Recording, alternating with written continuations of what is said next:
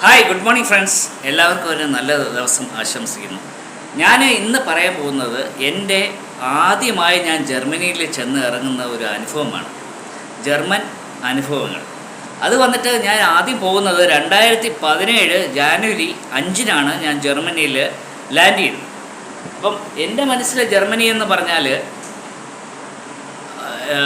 Hitler, ദുഷ്ടന്മാരിൽ ദുഷ്ടനായ ഹിറ്റ്ലറിൻ്റെ ഭരണം, second world war, East Germany, West Germany, Karl Marx, Hahnemann, ഹോമിയോയുടെ ഫൗണ്ടർ ഹാനിമാൻ, ഇങ്ങനെ ഒരുപാട്, ബെർലിൻ വാളാണല്ലോ ജർമ്മനി എന്ന് പറയുമ്പോൾ. അപ്പോൾ അത്രയും പേര് കേട്ട ഫേമസ് ആയ ജർമ്മനിയെപ്പറ്റി ഞാൻ എൻ്റെ മനസ്സിലുള്ള ജർമ്മനി ചെന്ന് ഇറങ്ങുകയാണ്, ലാൻഡ് ചെയ്യുകയാണ്. എൻ്റെ മനസ്സിൽ ഞാൻ പോകുന്നത് ജാനുവരി 5-നാണ് ചെന്ന് ലാൻഡ് ചെയ്യുന്ന ദിവസം I don't know this much winter is there. ഞാനൊരു ചെറിയ, നമ്മൾ ഊട്ടിയിലേക്ക് പോകുന്ന ഒരു സ്വെറ്റർ ഇട്ടിട്ട് ഇറങ്ങുന്നത്. എയർപോർട്ടിൽ ഇറങ്ങിയപ്പോൾ വലിയ തണുപ്പില്ല. പിന്നെ അങ്ങോട്ട് ഇമിഗ്രേഷൻ ക്ലിയറൻസ് എല്ലാം കഴിഞ്ഞ് ഞാൻ ഇതിൻ്റെ ഒരു എൻട്രി വന്നപ്പം നമ്മൾ മറ്റേ ട്രെയിൻ ഉണ്ടല്ലോ സിറ്റിയിലോട്ട് പോകുന്നത്, ലൈക്ക് ഹബനോഫ് എന്ന് പറയും, ലൈക്ക് തമ്പാനൂർ പോകും പോലെ. അങ്ങനെ ഒരു ട്രെയിനിൽ കയറി 2 ബാഗേജുമായിട്ട് കയറി ഞാൻ ചെന്ന് ഹബനോഫിൽ ഇറങ്ങി. തമ്പാനൂർ ഇറങ്ങിയപ്പം ഇവിടെ നിന്ന് ഞാൻ എങ്ങനെ എൻ്റെ സ്ഥലത്തോട്ട് പോകും. I have A clear idea, I have A address and all.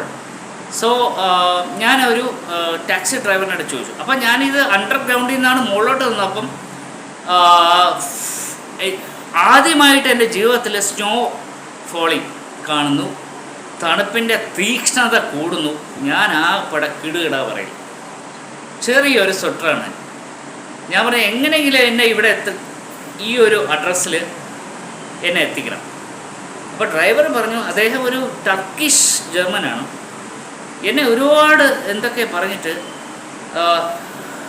ഒരുപാട് വഴക്ക് പറയും. അപ്പം ഞാൻ മനസ്സിലാക്കിയെന്ന് വെച്ചാൽ ഇത് ശരിക്കും നടന്നു പോകാനുള്ള ദൂരമേ ഉള്ളൂ. പുള്ളി ഉദ്ദേശം അതാണ്. അതെനിക്ക് മനസ്സിലായി. പക്ഷേ എനിക്ക് ഒരടി നടക്കാൻ വയ്യ. 2 വലിയ ബാഗും, മഞ്ഞ് പെയ്യുന്നു, -10 ആയിരിക്കും.